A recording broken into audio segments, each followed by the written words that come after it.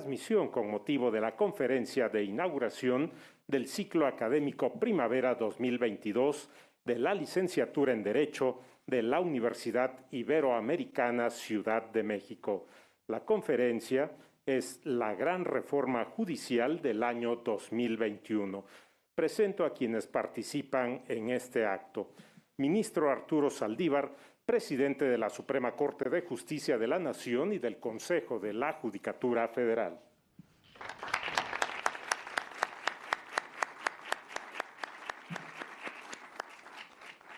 Doctor Ricardo Ortega Soriano, director del Departamento de Derecho de esta Universidad Iberoamericana.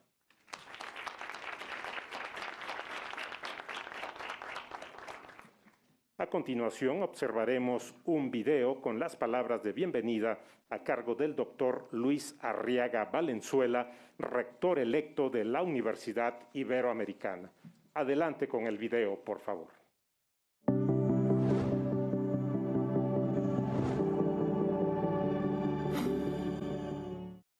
Muy buenas tardes a todas y todos. Me da mucho gusto estar con ustedes en el inicio de este ciclo académico Primavera 2022 de la licenciatura en Derecho. A quienes hoy se incorporan a la Universidad Iberoamericana, les doy la más cordial bienvenida y les deseo que su paso por nuestras aulas esté lleno de aprendizajes, crecimiento y experiencias de vida. A quienes hoy regresan a continuar sus estudios, les deseo un semestre muy productivo y provechoso. Estamos viviendo tiempos complejos por la persistencia de la pandemia. Les animo desde ahora a asumir con toda fuerza el reto y el privilegio de continuar sus estudios profesionales en la modalidad que ha preferido la universidad para este semestre, la presencial. Pero de llegarse a necesitar, estamos listos para continuar con las clases híbridas y en línea. Saben que la Ibero es su casa y que haremos cuanto esté en nuestras manos para poner a su disposición una educación de excelencia, con sello ignaciano, con pertinencia social y en las condiciones adecuadas para preservar su salud y prevenir los contagios. Además de la honra de darles la bienvenida, el día de hoy me congratulo en presentar al doctor Arturo Saldívar Lelo de la Rea, ministro presidente de nuestro máximo tribunal, la Suprema Corte de Justicia de la Nación. Además de desempeñarse actualmente como ministro presidente de nuestro Tribunal Constitucional, el doctor Saldívar cuenta con una gran trayectoria como jurista y ha escrito múltiples obras que han sido cruciales para alcanzar reformas trascendentes al actual sistema de justicia en México. Don Arturo, además, nunca ha dejado su vocación docente, la cual lo ha acompañado a lo largo de toda su trayectoria. Prueba de ello es la cátedra magistral que imparte aquí en el Departamento de Derecho de la Universidad Iberoamericana desde hace algún tiempo. En dicho espacio académico, varias generaciones de estudiantes de nuestra universidad han tenido la enorme oportunidad de conocer de viva voz el razonamiento jurídico de quien preside el más alto tribunal del país. Muchas gracias, doctor Saldívar. Sea usted muy bienvenido. Sepa que la Ibero es su casa, como lo ha sido siempre. Nos honra mucho que esté con nosotros esta tarde. Me gustaría señalar también que la colaboración institucional que hemos forjado desde hace ya muchos años con la Suprema Corte de Justicia de la Nación nos ha permitido tender puentes importantes entre el espacio académico y el lugar donde se toman las decisiones jurídicas más importantes del país. Estos puentes han resultado de gran utilidad para mostrarles a las y los jueces otros puntos de vista respecto a cómo vemos desde la academia al fenómeno jurídico. En tal labor, el Departamento de Derecho de la Universidad Iberoamericana ha encontrado una gran sensibilidad de parte de todos y todas las ministras de la Suprema Corte de Justicia de la Nación, quienes han brindado atención a nuestras inquietudes y han mostrado un profundo interés en torno a ellas. Hoy recuerdo con especial cariño y gratitud a don José de Jesús Gudiño Pelayo, distinguido egresado de nuestra universidad, quien muriera precisamente en el ejercicio de su mandato como ministro. A don Jesús siempre le gustaba regresar a su alma mater, a escucharnos y, ¿por qué no?, a darnos un buen consejo. Estoy seguro que esa tradición seguirá vigente con nuestra apreciada doctora Loreta Ortiz Alf, quien, también egresada de esta casa de estudios, hace apenas unos días recibió su investidura como nueva integrante de la Suprema Corte. Por todo ello, es que celebro ampliamente que se encuentre con nosotros el ministro Arturo Saldívar. Su presencia en nuestra Universidad Iberoamericana permitirá seguir fortaleciendo la relación institucional que hasta ahora nos ha permitido trabajar en colaboración por el bien del país. Desde ahora, hago un reconocimiento al gran empeño que él personalmente le puso a esta reforma que busca terminar con las prácticas de corrupción, nepotismo y tráfico de influencias que tanto han dañado al Poder Judicial de la Federación. Quiero enfatizar que ese empeño, que nunca es sencillo, coincide precisamente con la visión de derecho que tenemos las universidades jesuitas, y en la que intentamos formarles a ustedes, apreciados y apreciadas estudiantes, la visión de que es posible ejercer la abogacía con honestidad y rectitud para construir entre todas y todos el Estado de Derecho que aún anhela nuestro país. La reforma judicial del 2021 ayudará a materializar ese anhelo que también subyace a la reforma constitucional de derechos humanos. Como saben, en 2011 los derechos humanos se incorporaron a plenitud en nuestro orden jurídico a raíz de una trascendente modificación en nuestra Constitución que dio renovada relevancia a los tratados internacionales que México ha firmado sobre esta materia. Como jesuita y como abogado que entonces trabajaba en el Centro de Derechos Humanos Miguel Agustín Pro Juárez, recuerdo que la reforma constitucional en derechos humanos trajo una bocanada de esperanza. Es claro que esa esperanza aún no es realidad para todas las personas. En México los derechos humanos son una promesa todavía inalcanzable para las mayorías empobrecidas. Durante mucho tiempo, tanto en la academia como en la judicatura solían reducirse a garantías individuales carentes en muchas ocasiones de tutela judicial efectiva. Además, subsistía un marcado escepticismo frente al derecho internacional de los derechos humanos que aún no ha terminado de erradicarse del todo. En este contexto, la reforma de 2011 refrescó la promesa constitucional de construir un país fincado en el reconocimiento de una dignidad compartida por todos y todas. La reforma judicial de 2021 ayudará a mejorar las condiciones sobre las que miles de mexicanas y mexicanos buscan cada día que los derechos humanos al centro de nuestro orden jurídico de 2011 se conviertan al fin en una realidad. Contar con un poder judicial más robusto, donde se eliminen las prácticas de corrupción y tráfico de influencias, contribuirá a mejorar la administración de justicia que actualmente existe en el país. Lo mismo puede decirse del ejercicio cabal de la independencia judicial, hoy más que nunca fundamental.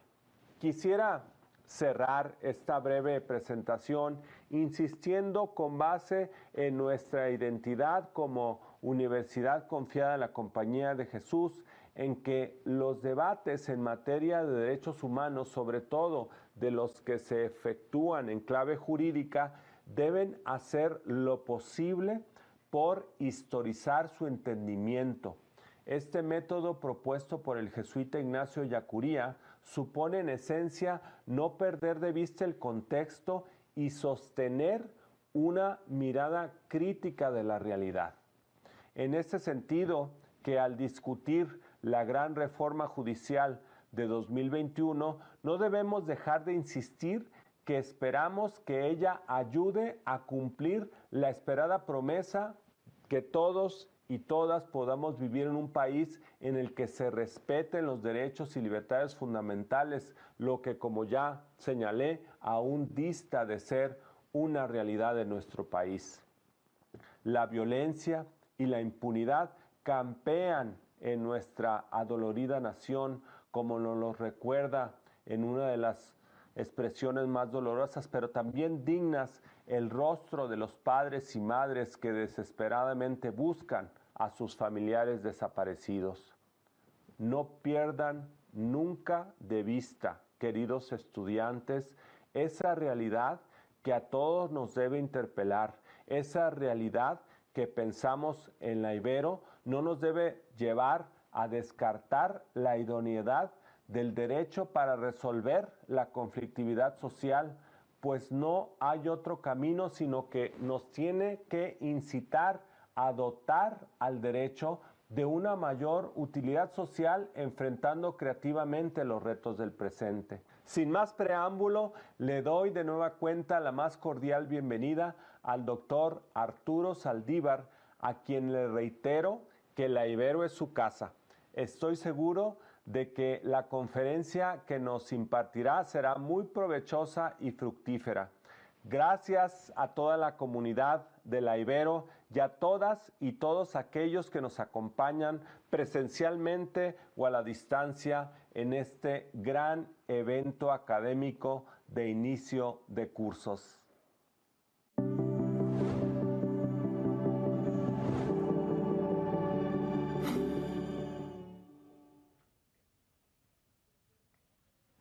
A continuación, hace uso de la palabra el doctor Ricardo Ortega Soriano, director del Departamento de Derecho. Por favor, doctor.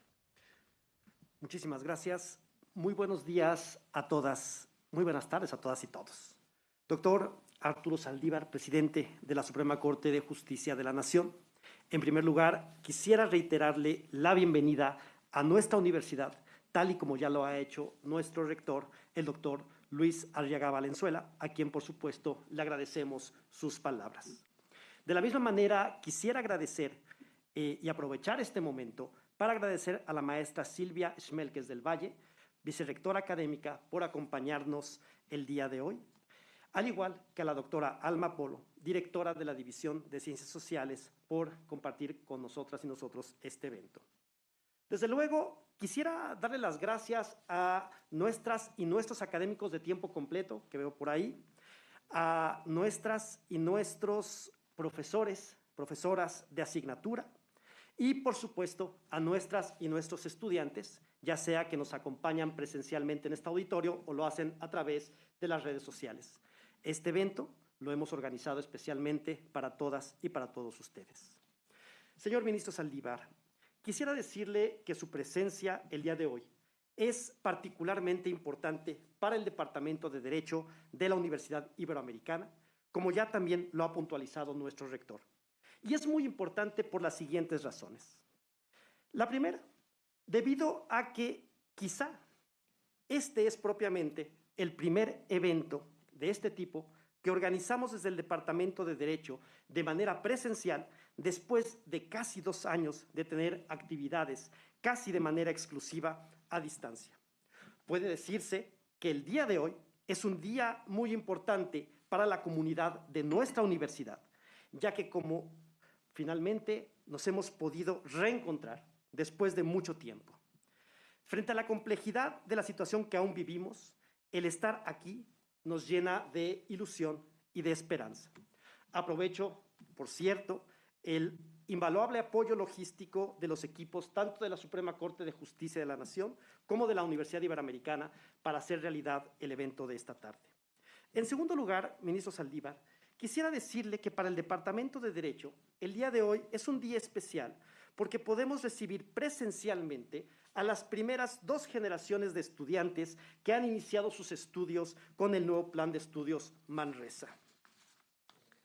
Quiero decirle, ministro Saldívar, que nuestro plan de estudios tiene el gran cometido de lograr una auténtica transformación de la enseñanza del derecho y tenemos la aspiración de impulsar en nuestras y nuestros estudiantes la convicción de que es posible y necesario transformar la conciencia jurídica de nuestro país.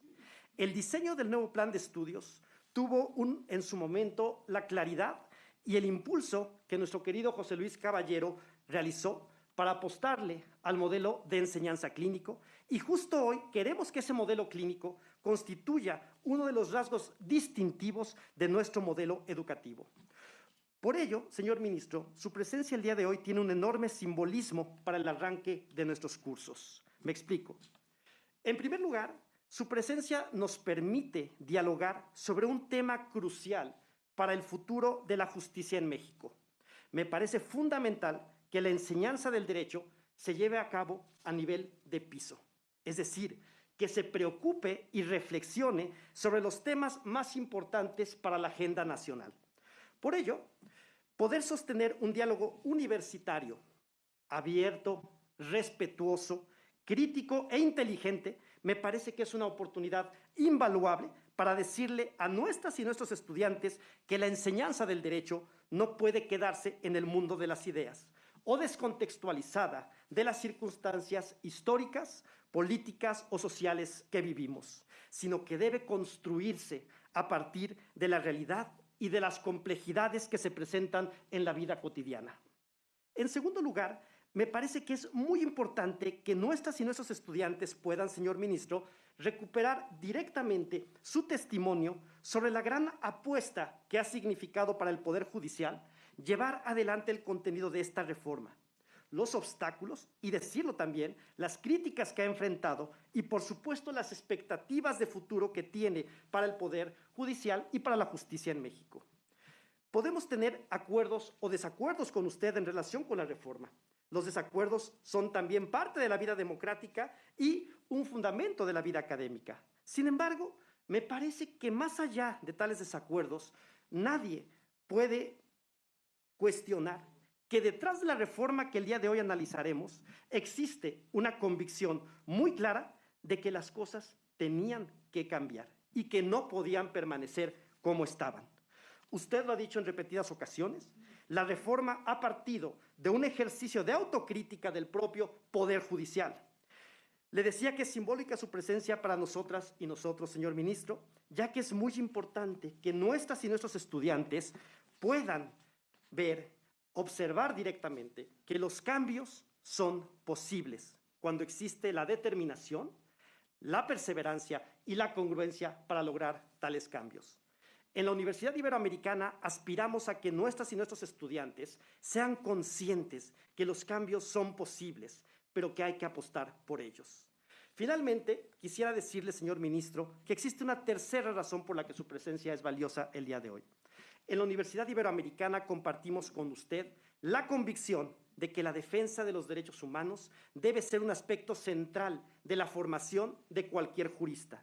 Precisamente por ello, quisiera aprovechar para comentarle no solo que me da muchísimo gusto que continúe siendo profesor de nuestra universidad, sino que el compromiso que su presencia ha puesto en incorporar un enfoque de derechos en el centro de la actividad jurisdiccional es un aspecto digno de resaltar, ya que hemos visto cambios muy importantes en los últimos años en materia de derechos humanos. En conclusión, ministro Saldívar, estamos muy contentos de que usted nos acompañe esta tarde y sin más le doy la palabra porque lo que las y los estudiantes quieren es escuchar su visión sobre la reforma judicial. Muchas gracias.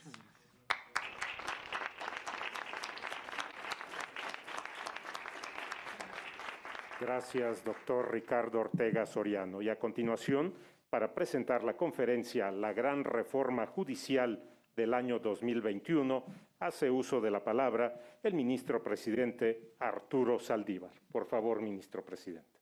Muchas gracias. Buenas tardes a todas, a todos ustedes. Agradezco mucho la invitación de las autoridades de la Universidad Iberoamericana para estar con ustedes esta tarde en que se inaugura los cursos de este semestre. Agradezco al rector Luis Arriaga sus amables palabras. Es alguien a quien aprecio, respeto y admiro desde hace mucho tiempo por su compromiso en favor de los derechos humanos de todas las personas, pero particularmente de quienes están más desprotegidas, de los pobres y olvidados de este país, con quienes él siempre ha tenido una conexión muy especial. Agradezco también al señor director su amable recepción, a la vicerrectora, a la directora de la división del área de Ciencias Sociales de la Universidad Iberoamericana, a todas y a todos ustedes que están en este auditorio y a todas las personas que nos siguen en la transmisión, tanto de Justicia TV como de las redes de la Corte, del Poder Judicial y de la propia Universidad Iberoamericana. El tema para tratar con ustedes esta tarde, como ya se ha dicho aquí, es la gran reforma judicial de 2021. Pero para poder analizar en su real dimensión esta reforma, es importante tenerla presente en un contexto histórico un poco más amplio. En 1994, que entra en vigor en 95, entra en vigor una reforma muy trascendente al Poder Judicial Federal. Esa reforma, recuerdo a quienes lo saben y a los que son más jóvenes, se las comento, seguramente la verán en sus cursos si es que no la han visto todavía. Trae primero una modificación importante a la estructura de la Corte. La Corte se integraba por 21 ministros numerarios y hasta 5 ministros supernumerarios.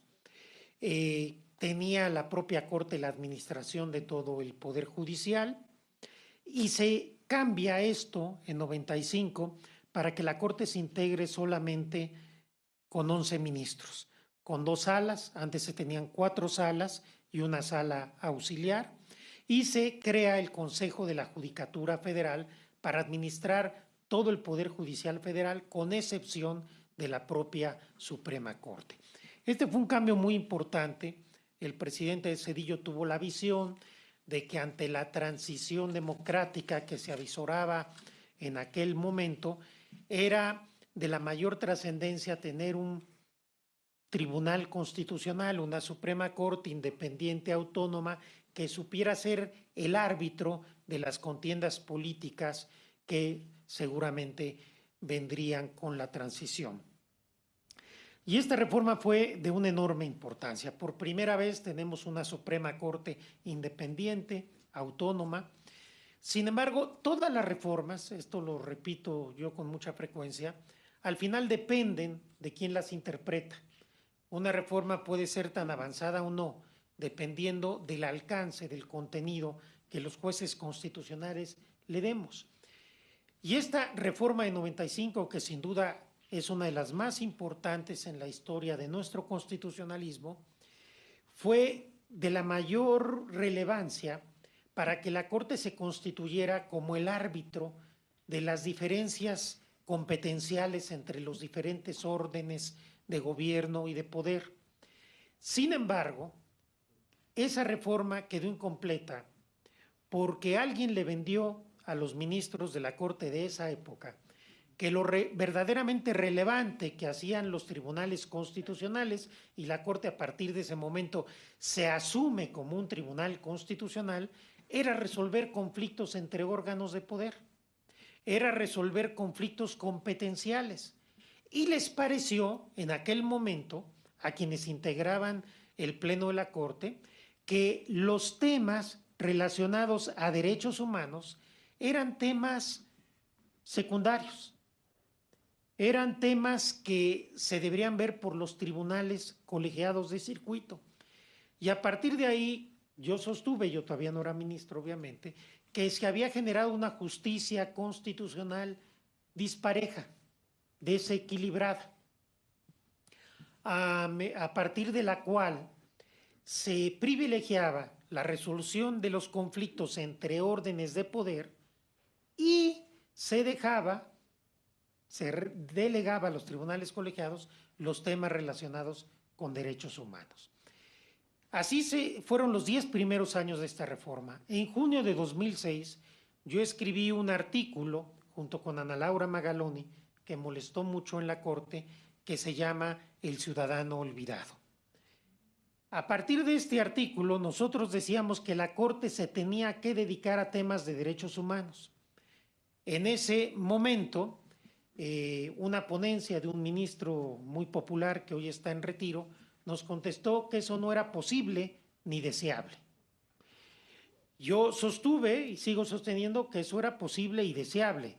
Cuando soy candidato a ministro en el Senado de la República, presento un decálogo de los compromisos que yo asumía en caso de ser electo ministro, y entre ellos estaba que la Corte se debería dedicar a analizar temas de derechos humanos. En segundo lugar, cuando llego a la ceremonia de investidura en la propia Corte, en el Pleno de la Corte, repito lo mismo, que la Corte se debería de dedicar a temas de derechos humanos, porque sostenía yo, y lo sigo sosteniendo, que lejos de lo que se pensaba en ese momento, los tribunales constitucionales más prestigiados del mundo se dedicaban más de un 90% a temas de derechos humanos, no a temas de divisiones competenciales. La reforma de 2011 en materia de derechos humanos, que es sin duda quizás la más trascendente en la historia del constitucionalismo mexicano, genera un cambio de paradigma, merced al cual esto que buscábamos y que impulsábamos algunos se vuelve realidad. Pero esta reforma también fue capaz de cambiar el paradigma gracias a la interpretación de la Corte. La Corte se enfrentó en ese momento en el Tribunal Pleno en dos visiones. Una visión tradicional ortodoxa, muy de la lógica del constitucionalismo mexicano, poco dado a ver hacia afuera, en la cual se decía que los derechos humanos de fuente internacional, a pesar del texto del artículo primero constitucional, eran de jerarquía infraconstitucional. Consecuentemente, un conflicto entre una ley y un tratado de derechos humanos era un tema de competencia, no un tema de jerarquía.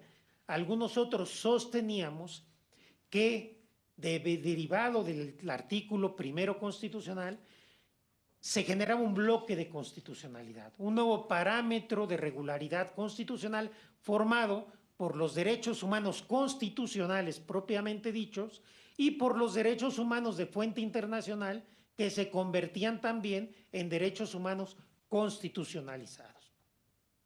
Se dio un debate muy intenso en algunos asuntos y se llegó en la contradicción de tesis 293 de 2011 a un consenso de 10 de los 11 integrantes del Pleno, merced al cual se genera este bloque de constitucionalidad y a partir de ahí cambia la historia del constitucionalismo mexicano para siempre.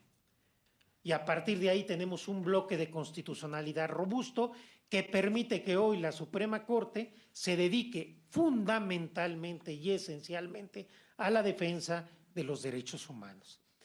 Sin embargo, estas dos reformas y el camino que tuvo el Poder Judicial en más de 20 años implicó que, si bien se fortaleció la Corte como Tribunal Constitucional y la reforma en materia de derechos humanos permitió este nuevo paradigma constitucional, todo lo que tenía que ver con el Poder Judicial Federal, con los jueces, con los magistrados, que son los que ven los derechos humanos de todos los días, los que les toca la mayor parte de los asuntos, más de 1,5 millones de asuntos al año resuelve el Poder Judicial Federal, no había sido prácticamente tocado. La reforma de 1994 no generó una auténtica carrera judicial.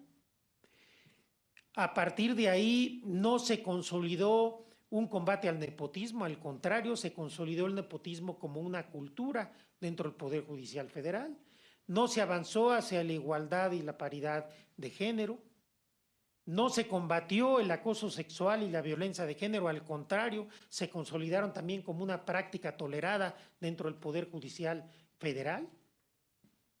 El Instituto de la Defensoría Pública era prácticamente decorativo, nadie le prestaba la menor atención.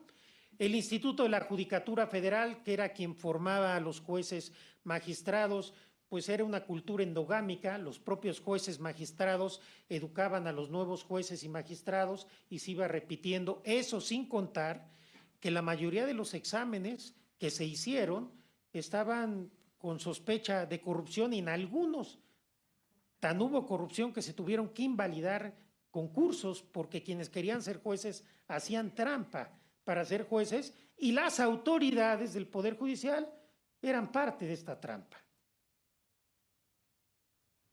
La corrupción no solo no se combatió, la corrupción se hacía desde el Consejo de la Judicatura. En todas las administraciones anteriores siempre hubo consejeras y consejeros que litigaban desde el Consejo de la Judicatura Federal. Y todo esto generó que hace 3 años, cuando yo llego a la presidencia de la Suprema Corte, el Poder Judicial Federal estaba inmerso en un desprestigio muy grande. La Suprema Corte estaba tomada, literalmente tomada, no podíamos entrar por la puerta principal. La gente estaba muy enardecida por la imagen de corrupción, de nepotismo, de ineficiencia que tenía el Poder Judicial Federal.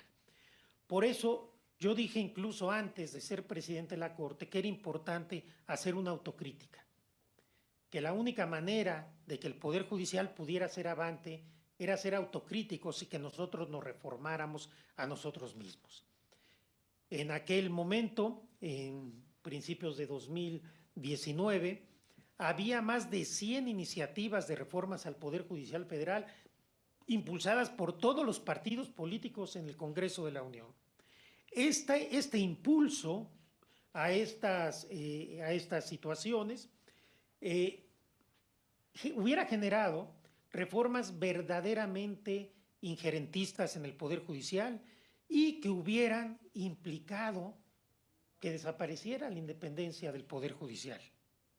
Recuerden ustedes alguna reforma que pretendía que los magistrados en materia penal fueran nombrados, vigilados y sancionados por el Senado de la República, por poner alguna, otra que establecía la rotación automática cada 2 años de jueces y magistrados, etcétera. Entonces, ¿qué hicimos nosotros cuando yo llego a la presidencia de la Corte? Empezamos una autorreforma que partió de un análisis autocrítico. Y 1 año después de haber iniciado esta autorreforma interna, logramos un consenso con los otros 2 poderes, con el Poder Ejecutivo y el Legislativo, para lanzar una reforma con y para el Poder Judicial Federal. Y esta reforma constitucional y legal vino a consolidar un nuevo marco constitucional que fortalece a la Suprema Corte como tribunal constitucional y que genera un esquema en el cual podemos blindar al Poder Judicial de muchos vicios que tenía y permitir que este Poder Judicial preste un mejor servicio a la gente. Voy a hacer una breve referencia de los aspectos más importantes de la reforma y desde luego al final estaré abierto a sus preguntas, inquietudes y objeciones. En materia de la Suprema Corte, hasta antes de la reforma, ustedes saben que para que generara jurisprudencia un criterio de la Corte, tenía que ser, si no era por contradicción de tesis, jurisprudencia por reiteración, 5 precedentes no interrumpidos en uno en contrario. Esto hacía que muchas veces se pudiera integrar la jurisprudencia, que los tribunales del país dijeran no es jurisprudencia, es un criterio aislado, y que la posibilidad de que los criterios de la Corte transformadores llegaran de manera más pronta a la gente. Con la reforma pasamos de un sistema de tesis, de reiteración, a un sistema de precedentes. Esta es la reforma más trascendente en la historia de la jurisprudencia de nuestro país.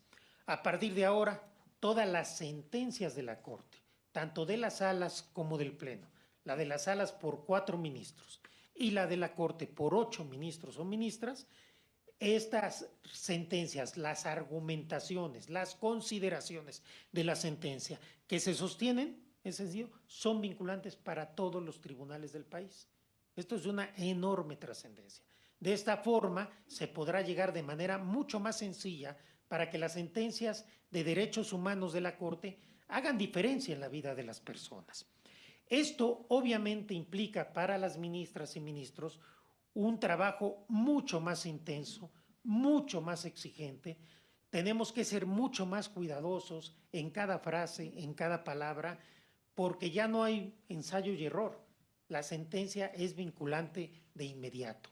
Pero esto imaginen lo que va a implicar a partir de ahora, que por cierto hemos inaugurado la 11ª época del Semanario Judicial de la Federación. Cualquier sentencia, las consideraciones de las sentencias por esta mayoría son obligatorias para los jueces y juezas de todo el país. Esto es de una enorme relevancia y consolida el papel de la Corte como tribunal constitucional.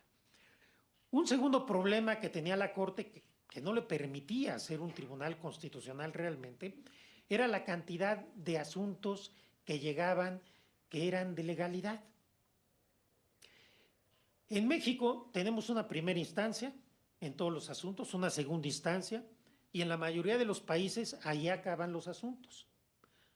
Nosotros tenemos adicionalmente un amparo directo, pero después del amparo directo hay una revisión en el amparo directo, que en el diseño original de la ley de amparo era excepcional. Pero a partir de la reforma de 2011, pues todos los abogados y abogadas en todas las demandas ponen temas de derechos humanos. Entonces prácticamente ya era una cuarta instancia. Y esto hacía, por un lado, que se dilataran mucho los asuntos, a veces se usaba solo para chicanear o alargar los asuntos, y por el otro lado saturaba la Corte. Nos llegaban a la Corte alrededor de 10,000 amparos directos en revisión.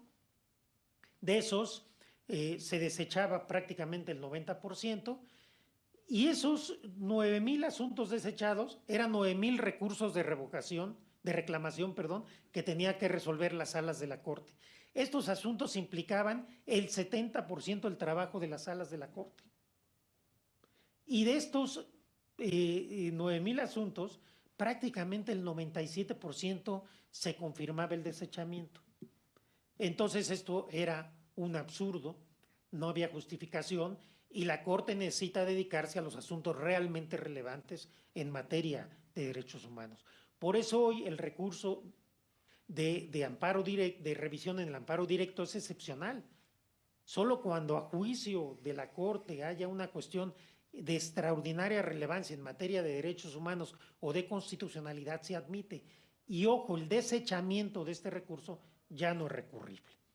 Esto está permitiendo a la Corte tener menos trabajo para dedicarnos a estas sentencias paradigmáticas que ahora serán vinculantes con un solo precedente. Y por último, en materia de controversias constitucionales, también la Corte se había llenado de una gran cantidad de asuntos de mera legalidad. La reforma establece que la controversia constitucional ahora, por un lado, procede solo por violaciones a la Constitución.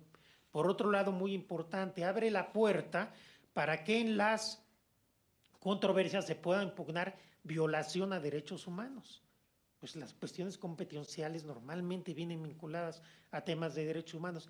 Y en tercer lugar, se abre también la posibilidad de que tengan legitimación todos los órganos constitucionales autónomos, no solo los federales o nacionales, sino también los locales. Estas 3 reformas consolidan a la Corte como tribunal constitucional. Y estos 3 aspectos de la gran reforma judicial tienen ya una vinculación directa y una efectividad directa en la vida de todas y todos ustedes ya de inmediato. Pero viene todo el paquete de reformas al Poder Judicial Federal, ya no tanto a la Corte, sino al resto del Poder Judicial Federal. Estas son reformas de gran calado, algunas se pueden ver ya sus efectos desde ahora y otras pues tomará algún tiempo porque, reitero, es cambiar desde los cimientos al Poder Judicial. Por primera vez tenemos una ley de carrera judicial. Por primera vez todos los cargos de la carrera judicial están sujetos a concurso.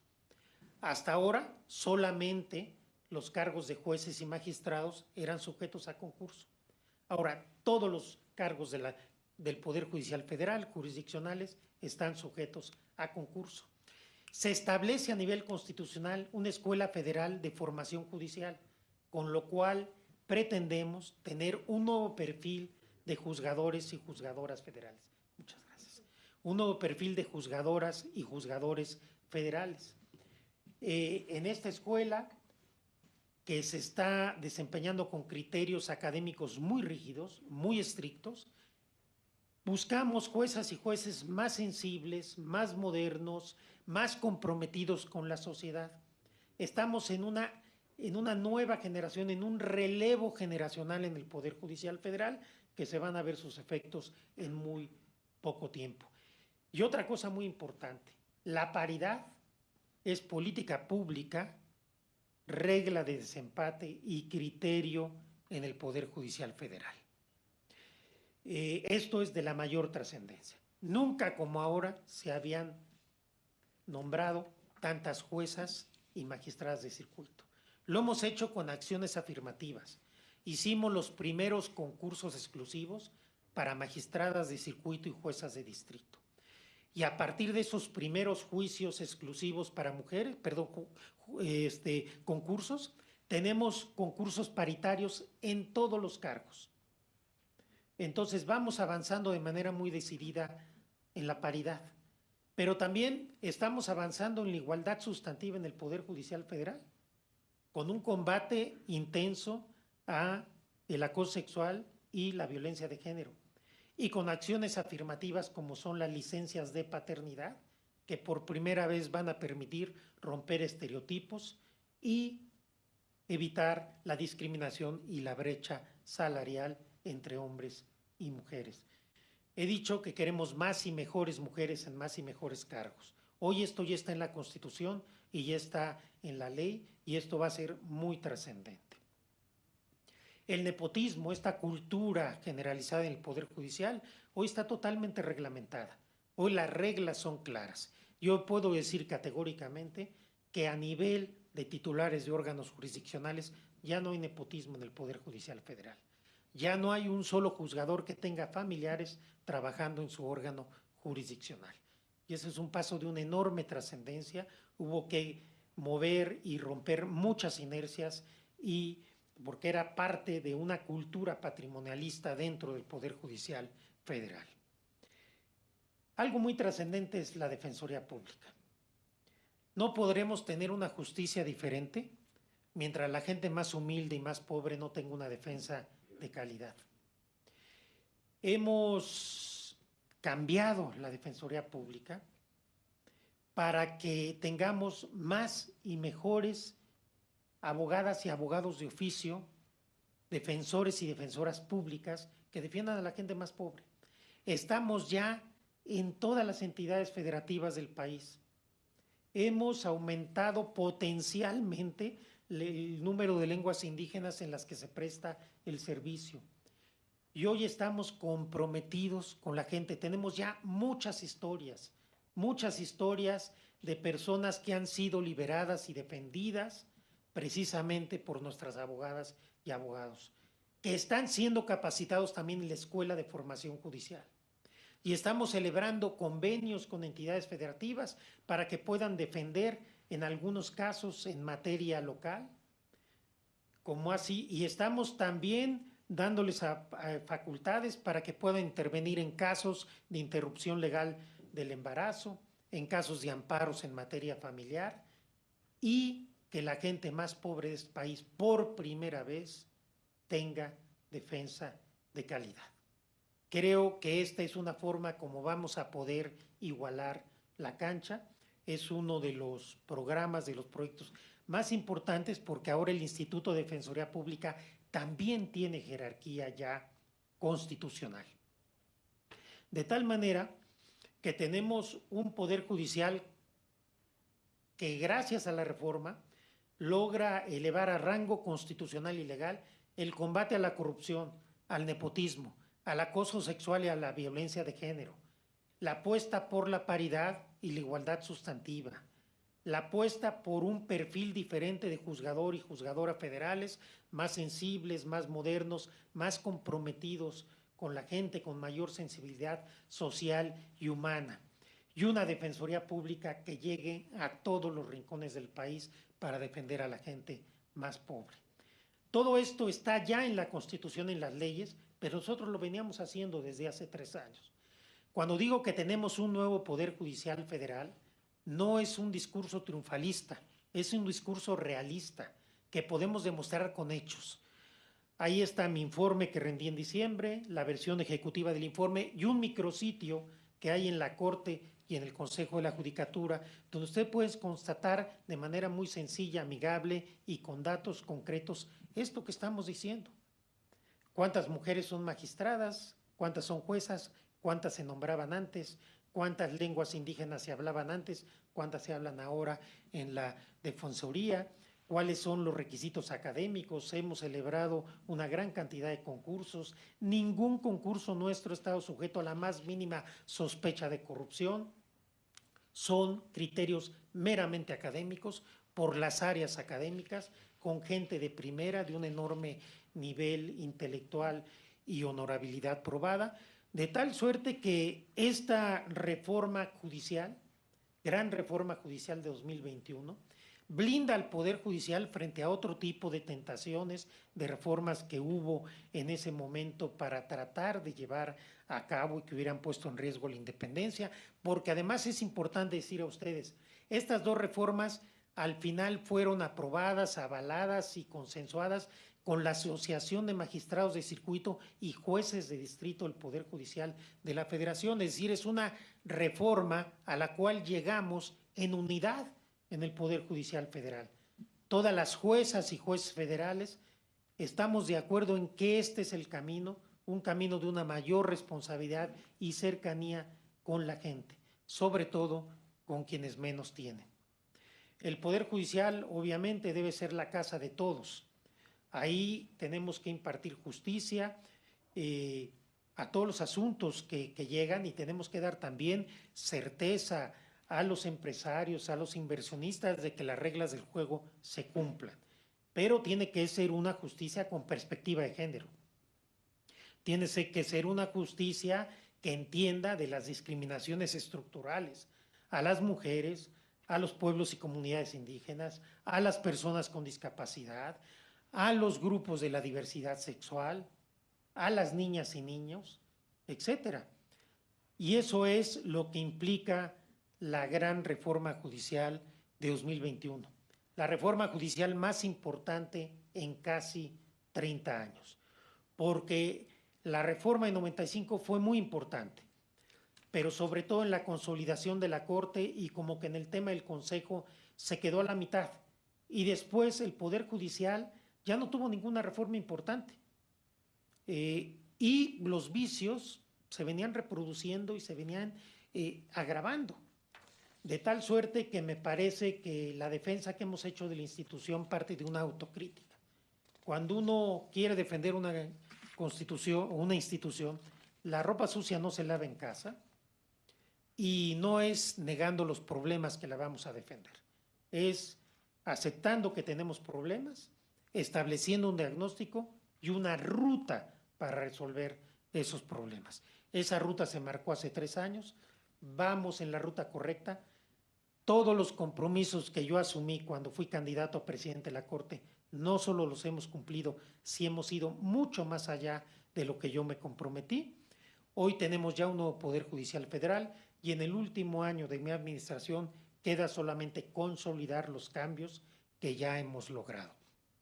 La Corte es hoy un auténtico tribunal constitucional y en el Poder Judicial Federal tenemos por primera vez una auténtica carrera judicial, una auténtica defensoría pública y una política pública y reglas claras para avanzar hacia la paridad y la igualdad sustantiva. Y esta será nuestra ruta y nuestro compromiso con los derechos humanos de todas las personas. Esta será nuestra ruta y nuestro compromiso hasta lograr que nuestro lema, todos los derechos para todas las personas, sea una realidad, hasta que la igualdad y la dignidad se vuelvan costumbre. Muchas gracias.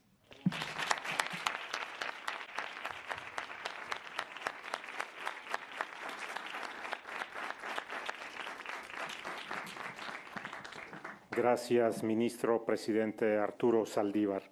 A continuación, tiene el uso de la palabra el doctor Ricardo Ortega Soriano, director del Departamento de Derecho, para desarrollar el bloque correspondiente a las preguntas en esta conferencia. Por favor, doctor.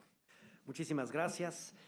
Antes de pasar a la sección de preguntas y respuestas, quisiera hacer un par de reflexiones en torno a las palabras que ha planteado el ministro Saldívar. La primera de ellas tiene que ver con que me parece que es muy importante visualizar la reforma al Poder Judicial como un mecanismo orientado hacia el fortalecimiento del acceso a la justicia en nuestro país. Me parece que el ministro ya lo apuntaba en su intervención.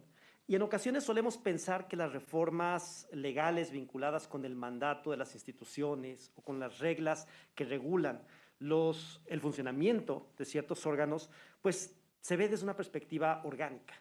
Sin embargo, me parece que la reflexión que hace el ministro de pensar en la reforma al Poder Judicial como un mecanismo orientado a mejorar las condiciones de acceso a la justicia, me parece que es una manera mucho más interesante de pensar en la reforma al Poder Judicial.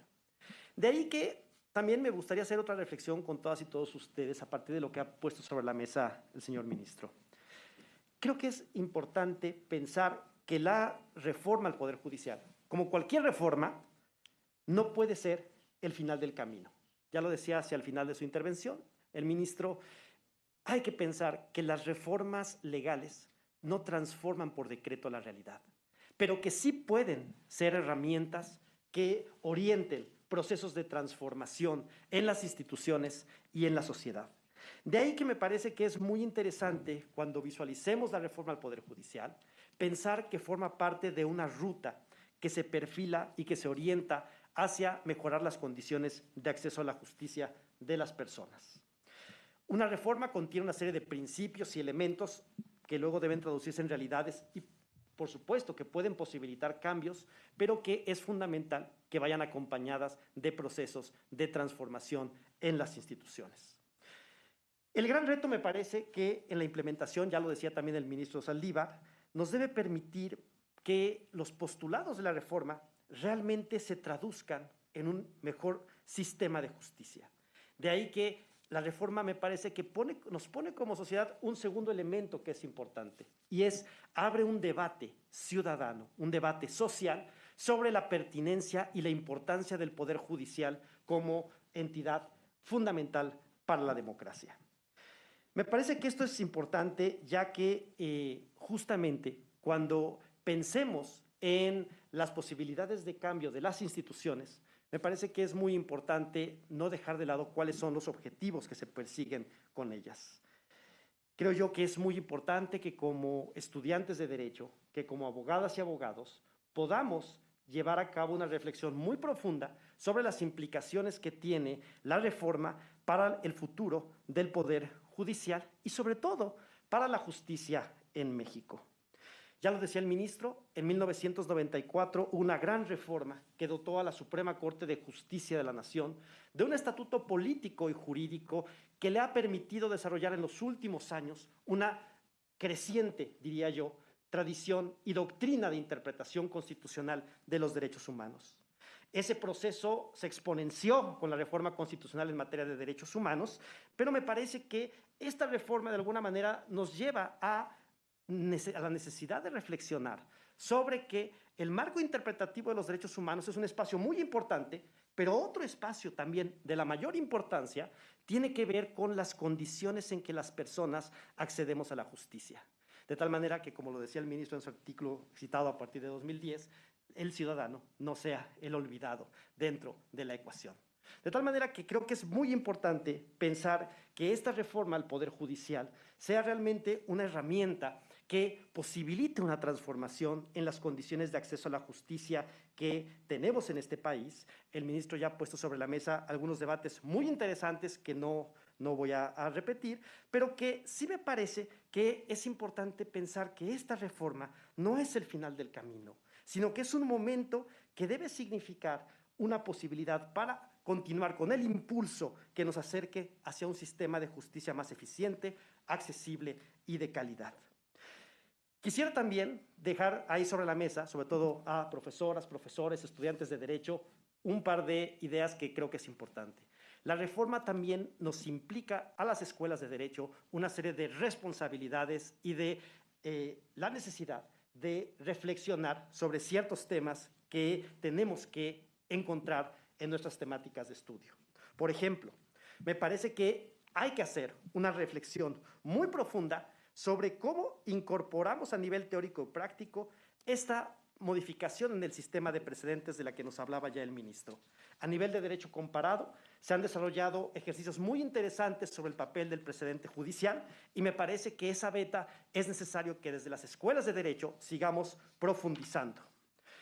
Creo yo que es muy interesante que esta consolidación en el sistema de precedentes realmente se traduzca no solamente en la importancia misma del sistema de precedentes, sino que también vaya de la mano con los procesos de formación de abogadas y abogados. Durante mucho tiempo aprendimos derecho leyendo resúmenes, es decir, ideas aisladas que de pronto aparecían en las tesis que eran emitidas por el Poder Judicial, y creo que la lógica del precedente nos obliga desde los estudios jurídicos a profundizar en la lectura de las sentencias, a profundizar en los razonamientos y las condiciones bajo las que los tribunales resuelven.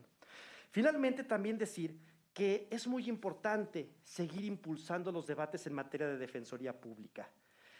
La defensoría pública es uno de los baluartes y fundamento esencial para el acceso a la justicia de grupos que históricamente han estado en condiciones de desventaja o han sido marginados de la sociedad. De ahí que creo yo que nos toca desde la academia hacer un profundo análisis y reflexión del papel de las defensorías públicas como herramienta para transformar las condiciones en el acceso a la justicia de las personas. Quiero aprovechar para decirles que desde la Universidad Iberoamericana contamos con una clínica de defensa penal, que además trabaja muy de cerca con el Instituto Federal de Defensoría Pública. Ahí agradecer desde luego al maestro Netzaí Sandoval por su colaboración, pero también decirles que para la Universidad Iberoamericana es muy importante seguir profundizando en los estudios y el trabajo que lleva a cabo el Instituto Federal de Defensoría Pública. Tenemos una serie de reflexiones como academia que tenemos que seguir impulsando. Me parece que la reforma judicial nos abre la oportunidad para impulsar reflexiones muy importantes de cara a la transformación de justicia, de tal manera que alcancemos lo que seguramente todas y todos tenemos como acuerdo, que es un poder judicial más fuerte, una Suprema Corte más consolidada y que sigamos viendo un camino de creciente en el desarrollo de precedentes por parte de nuestra Suprema Corte de Justicia de la Nación. Finalmente, decirles que esperamos que las reflexiones sobre la reforma al Poder Judicial nos permitan, como comunidad académica, impulsar debates que se traduzcan posteriormente en reflexiones y en procesos de formación más integrales para todas y para todos. Voy a dar ahora, vamos a abrir la sección de preguntas y respuestas. Quisiera decirles que quienes deseen hacer alguna pregunta, vamos a hacer 3 rondas de preguntas y respuestas. Les pido que quienes tengan interés en hacer alguna pregunta se puedan levantar y en orden, por favor, ponerse detrás del micrófono en fila hasta lograr llegar a 4. Una vez que estén las 4 personas que quieran preguntar, escuchamos las respuestas del señor ministro y posteriormente abrimos una segunda ronda de preguntas y respuestas. Adelante, por favor, si gusta decir su nombre y la pregunta. Les pedimos que para que puedan pasar todas y todos, tratemos de ser breves, más o menos 1 minuto para poder hacer la pregunta. Buenas noches, mi nombre es Alonso Castillo Cuevas. Ministro presidente Arturo Saldívar, hoy mi madre, Alejandra Cuevas Morán, cumple 453 días ilegalmente encarcelada por el fiscal general de la República, Alejandro Gertz Manero, quien el pasado 11 de noviembre, cuando estaba a punto de deliberar el primer tribunal colegiado en materia penal sobre el asunto de mi madre, la muy posible y factible liberación de mi madre porque ya veníamos de ganar los amparos, el fiscal general de la República le pidió a la Suprema Corte de Justicia de la Nación que atrajera el caso. Ministro presidente, han pasado más de 60 días y lo único que hemos recibido de la Suprema Corte de Justicia de la Nación es un silencio absoluto que nos mata, al igual que la celda asfixia a mi madre ilegalmente en la cárcel. Ministro presidente, no permita que Alejandro Gertz Manero, quien fue el cuñado de mi abuela durante 52 años, extermine al Poder Judicial y termine con el legado de todas las ministras y ministros por este poder absoluto que tiene el fiscal general de la República. Además, ministro, se lleve el caso, él sabe que la fabricación es insostenible. Cualquier ministra, cualquier ministro que abre el caso se va a dar cuenta del sinnúmero de violaciones cometidas en contra de los derechos humanos, en contra del debido proceso. Y sin embargo, mi madre Alejandra Cuevas Morán sigue presa, aunado a que la ley de amparo en el artículo 40 es clara al establecer en qué supuestos podría la Fiscalía General de la República pedir una atracción de la Corte. ¿Cuál es el interés supremo de la Federación en un caso particular del caso del fiscal Alejandro Gertz Manero, que sabemos que está utilizando la FGR de manera facciosa, porque cuando él impugnó los amparos que nosotros ganamos, los impugnó no solo como Alejandro Gertz Manero, los impugnó a través de la Fiscalía General de la República? Cuando él atrae el caso, todo el mundo nos dice, va a ser muy doloroso para ustedes porque se van a quedar más tiempo sin su madre, pero va a ser más difícil que el fiscal general de la República pueda doblegar a 11 ministros. Ministros, apelamos a la solidaridad de la justicia, de la conciencia. Esto es una atrocidad jurídica, ética, humana, que bastará con que cualquier abogado honorable, con integridad, abre el expediente y se dé cuenta de la violación tan salvaje que han hecho de los derechos humanos de mi madre Alejandra Cuevas Morán. Y para poner en contexto nuestra preocupación, nosotros iniciamos ya juicio político en la Cámara de Diputados el pasado 7 de diciembre, ministro. A la fecha únicamente 2 representantes han hablado de este caso, es decir, que el poder del fiscal es tan absoluto que ya el poder legislativo lo tiene arrinconado. Nosotros confiamos en la imparcialidad de la Suprema Corte de la Justicia de la Nación. La justicia debe ser pronta, debe ser expedita, debe ser transparente, debe ser eficaz. Y déjeme decirle, ministros, que hemos tenido desde ministerios públicos que le menten a los jueces para lograr resoluciones fraudulentas en contra de mi madre, incluyendo el arresto, hasta jueces que dictan auto de formal prisión a una mujer inocente, no dicho por mí, ministro, dicho por las propias autoridades. Pero cuando Alejandro Gertz Manero te persigue, la ley se extingue. Estamos clamando justicia, ministro, a usted, a sus colegas, que dejen este silencio que nos está asesinando. Mi madre tiene 68 años de edad, mi abuela tiene 94 años, Laura Morán Servín, con orden de aprehensión, la mujer más longeva en la historia del país con una orden de aprehensión, y se está muriendo. Solo se resiste a la vida, ministro, porque está esperando la libertad de mi mamá, una mujer que no debería de haber pisado la cárcel un instante. La única razón, ministro, por la que está ahí es por el poder absoluto del fiscal general de la República, Alejandro Gertz Manero, por lo que le solicitamos yo, Ana Paula, mi hermana, madre de 3 hijos, Gonzalo, mi hermano, los 3 egresados de la universidad, mi papá, el doctor Miguel Castillo, que de verdad, ministro, esto no puede continuar. Porque gracias a lo que tú tomaste el caso de mi mamá y la jalaste a la Suprema Corte, me dejaste otra Navidad sin ella. Eso no se hace. Veniste a hablarnos a todos de justicia. Estamos en este lugar. ¿Dónde está la justicia? Soy egresada de Ibero. ¿Dónde está la justicia? Todo lo que le dicen a estos alumnos es una pendejada. No hay nada, ministro. ¿Dónde están las leyes? ¿Dónde está el abuso de poder que está teniendo mi mamá? 452 días. Si fuera tu mamá, ¿qué harías? ¿Qué harías? ¿Qué harías? ¡Justicia! ¡Libertad para Alejandra! ¡Por favor! Te suplico. Esto no puede seguir. Soy mamá de 3 hijos y estoy aterrada de criarlos aquí en México, aterrada de vivir en México, porque no existe nada, porque no existen las leyes, no existen los ministerios públicos, mi mamá no hizo nada. Se lo suplico, clemencia. Justicia. Vea lo que estamos logrando, señor ministro, que nos tenemos que hincar para pedir que liberen a una mujer inocente. Ministro, hable por favor. A ver, Ya basta, ministro. Necesitamos que se resuelva el caso de Alejandra Cuevas Morán. Muchísimas gracias por su Creo que el intervención. ministro nos responda. Creo que muy bien. Entonces, por favor, si mantengamos. Muchas el respeto, gracias pueden por libremente. escucharme. Doctor, Con mucho ¿tú gusto. crees que tú mantendrías la calma cuando sabes que tu mamá es inocente, tiene 69 años, hay COVID y se está muriendo en una cárcel? Creo que y sí no hay podemos leyes? dialogar. Creo que si hablamos de manera tranquila ¿Cómo voy a podemos. dialogar si llevo 7 escritos en la Suprema Corte? 7. Creo que podemos dialogar y justamente el espacio es para generar un espacio de diálogo. Muchas gracias por su pregunta. Le damos la palabra a la siguiente persona, por favor.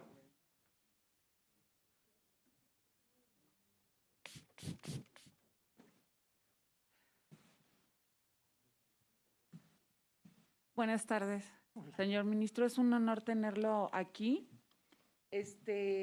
Yo lo que quiero es felicitarlo porque, pues a mí me consta realmente que sí ha hecho su trabajo con honradez.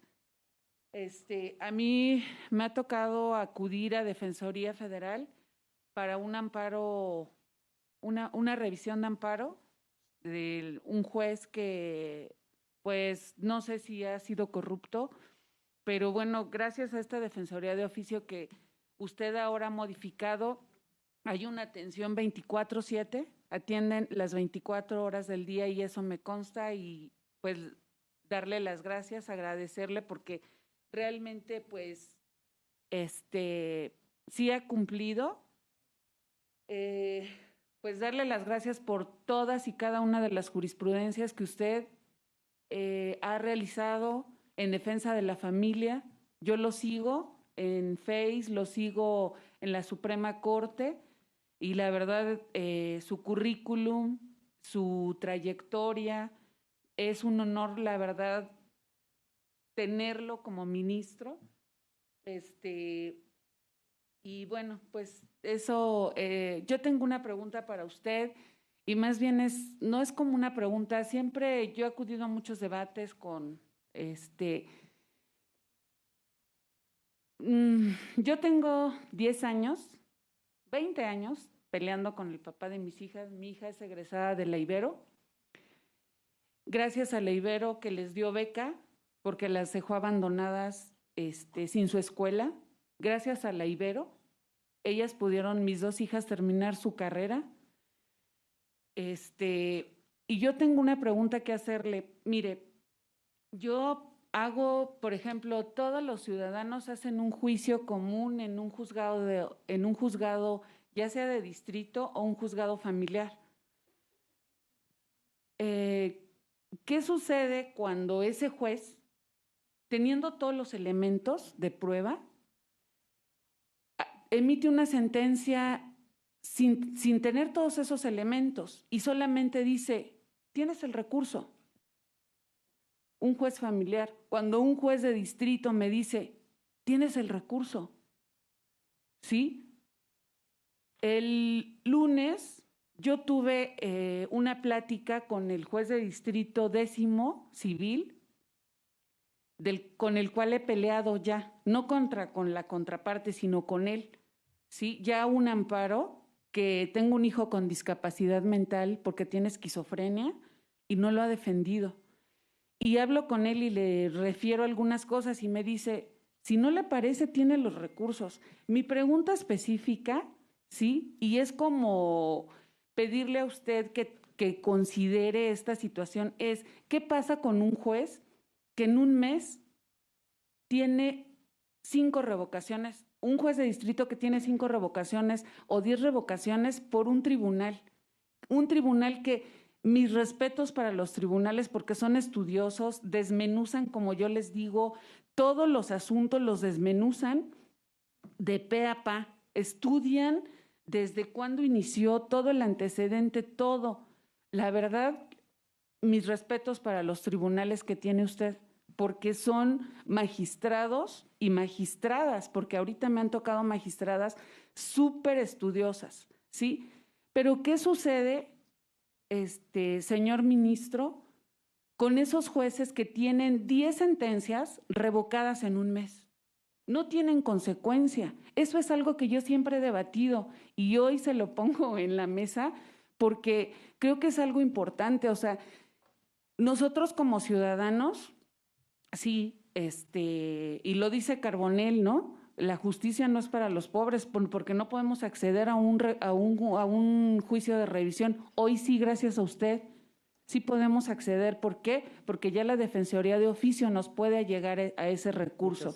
Muchas gracias. ¿Le podemos, si puede ir puntualizando, por favor? Sí, más que nada que yo lo que quiero hacer es como comentarle que haya una consecuencia para una reforma o que en su reforma o una propuesta de que esos jueces tengan consecuencias y que no solamente se limiten a decir cínicamente, como me acaba de decir el juez 10º de Distrito Civil, Eduardo Sandoval, tiene sus recursos y le dije, tengo peleándome 2 años en los que usted no ha defendido a los derechos humanos de mi hijo. Muchas gracias. Sí, le agradecemos. gracias. Gracias. 2 personas más, por favor.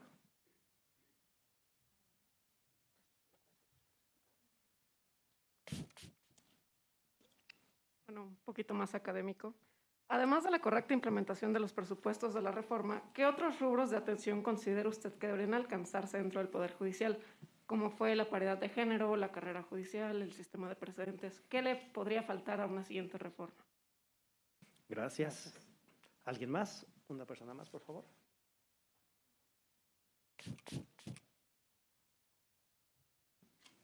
Hola, ministro presidente. Buenas tardes. Primero que nada, pues agradezco pues, la oportunidad que nos está dando a todas las estudiantes de la Universidad Iberoamericana. Pues sin duda esta oportunidad de diálogo es única y pues se le agradece el tiempo que nos está brindando.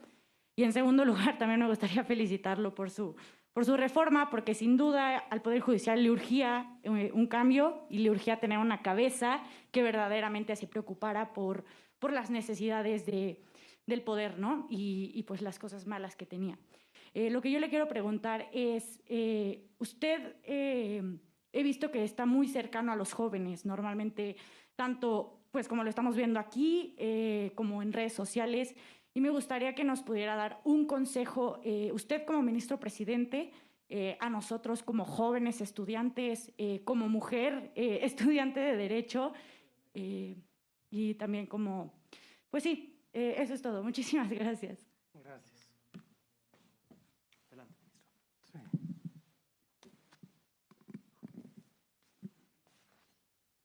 En relación con la primera intervención, pues realmente este es un foro académico. No creo que sea un lugar para venir a hacer reclamos de ese tipo y menos de esa forma.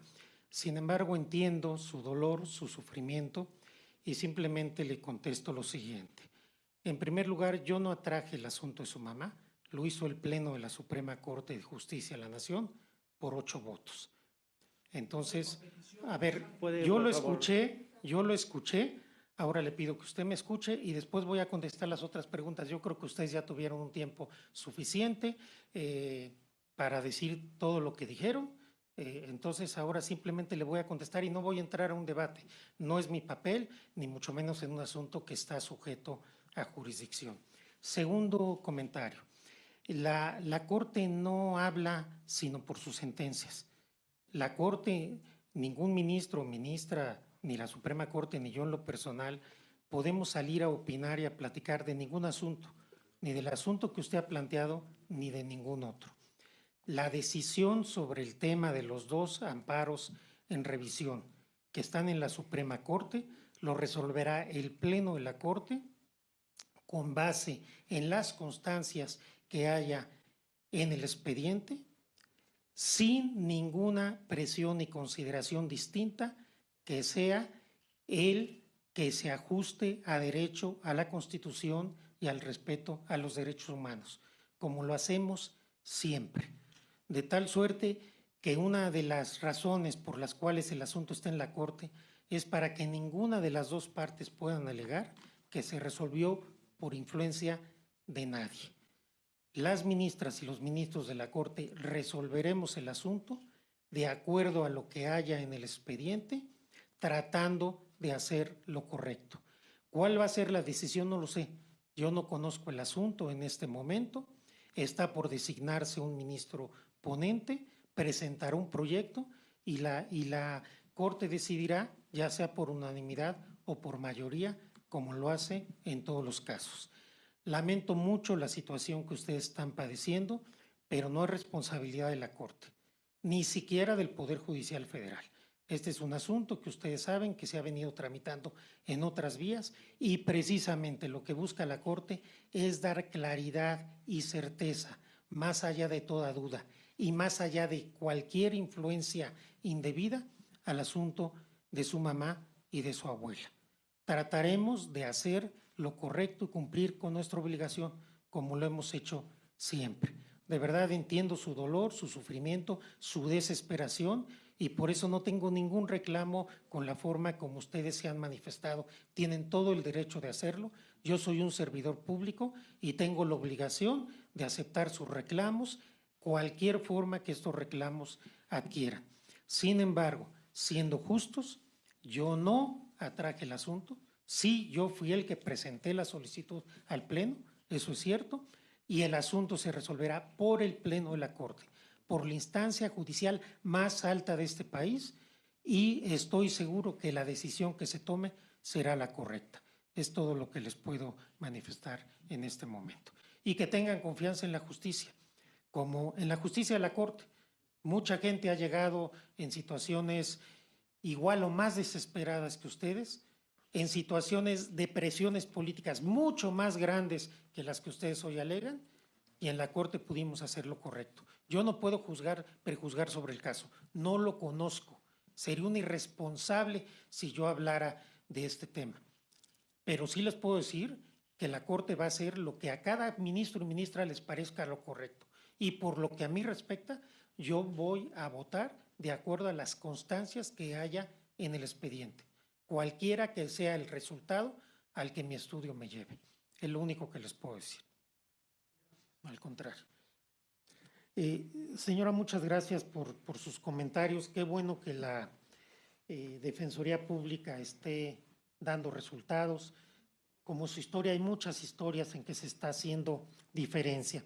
Yo no puedo hablar sobre el caso del juez que usted alude.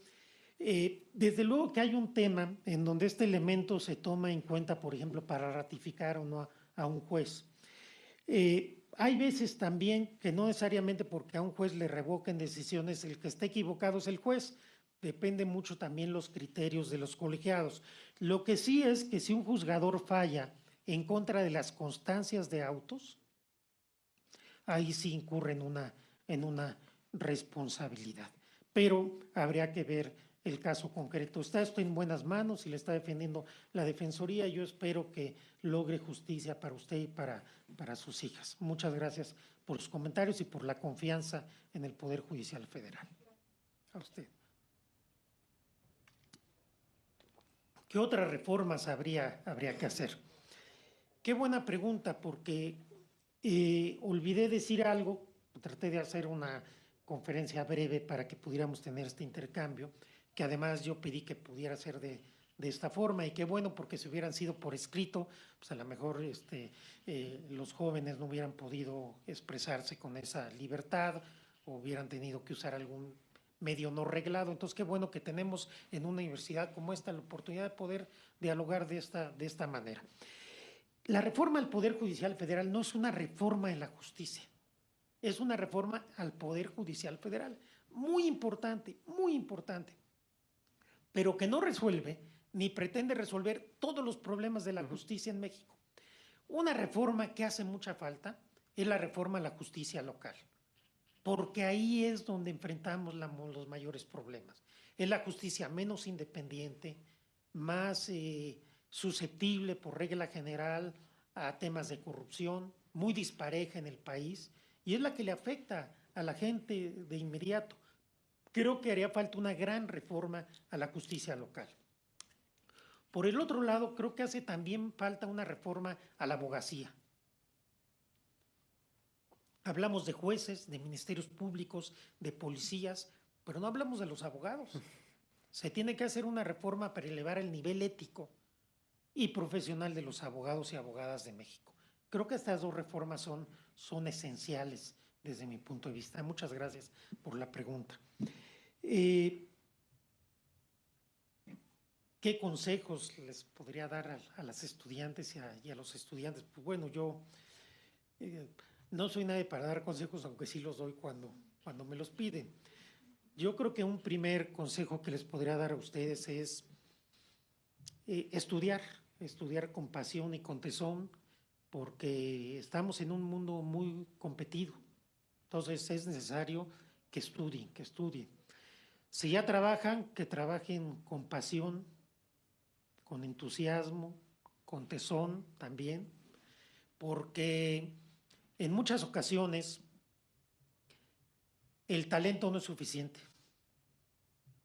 El talento sin esfuerzo, sin trabajo, a veces no lleva a nada.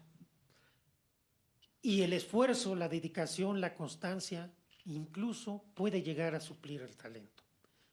Les voy a referir un video que vi en una ocasión de Tony Nadal, tío de Rafa Nadal, ese tenista famosísimo, en donde él le decía, cuando empezó a entrenar a Rafael Nadal, que es uno de los hoy tenistas que tiene más Grand Slam ganados, iba a enfrentar a Roger Federer, quizás el tenista más completo en la historia. Y entonces el entrenador le dijo a Rafa Nadal, él tiene un saque mejor que el tuyo, tiene una volea mejor que la tuya, tiene una derecha superior a la tuya, el revés es mucho mejor que el tuyo, y el saque ni se diga. Entonces, ¿qué puedo hacer?, le dijo Rafael. Si juegas cada punto como si fuera el último de tu vida, puedes ganarle. Y hoy están empatados en Grand Slam. Entonces, pongo este ejemplo deportivo para darnos cuenta como un joven que sin duda tiene talento, pero no era un superdotado como era el otro, que todo se les facilitaba, pero con el esfuerzo, con la dedicación, con todo, día a día, logró todo lo que él quiso. Entonces es muy importante el talento, si lo tienen. Inteligencia deben tener cualquiera, si no, no terminan una carrera. Y un gran esfuerzo y vocación. Pero más allá de todo, un comportamiento ético y honesto, y si se puede, comprometido con los más pobres y con los que menos tienen. La ética en la vida no es solo una cuestión para dar discursos y consejos. La ética es importante porque es la única manera de ser verdaderamente feliz. La única forma que un ser humano sea verdaderamente feliz es teniendo un comportamiento ético. Es dormirse todos los días con la claridad y la certeza de estar haciendo lo correcto. Eso hace toda la diferencia. Si ustedes estudian, trabajan con tesón, con esfuerzo, creyendo en ustedes mismas, en ustedes mismos, y sus principios y sus valores nunca los venden, nunca los intercambian, seguramente van a ser abogadas o abogados muy exitosos, pero sobre todo van a ser personas felices. Y al final del día eso es lo que importa en la vida. Todo es efímero, todo es transitorio. Yo hoy soy presidente de la Corte, en breve tiempo ya no lo seré, después ya no seré ni siquiera ministro. Pero, ¿qué es lo que me llevaré? El poder ver siempre a los ojos a mi hija de que hice cada día lo correcto, aunque a algunas personas les pudiera parecer en algún momento que no. Al final, hasta este momento, siempre la historia me ha dado la razón. Entonces, para ser feliz, hacer el bien, ser una persona ética, y con eso creo que se puede avanzar en la vida. Poder ver a los ojos a estas personas que vinieron a gritarme y nunca Nunca les quité la mirada de los ojos porque tengo la conciencia tranquila. Eso hace toda la diferencia. Y por eso qué bueno que vinieron, qué bueno que me dijeron lo que me tenían que decir o lo que ellos creyeron que me tenían que decir. Lo acepto, entiendo el dolor, pero yo estoy tranquilo con mi conciencia de que he hecho lo que es correcto y lo que es mejor para mi país, que al final del día es lo que a mí me importa. Claro que sí. Muchísimas gracias al señor ministro presidente.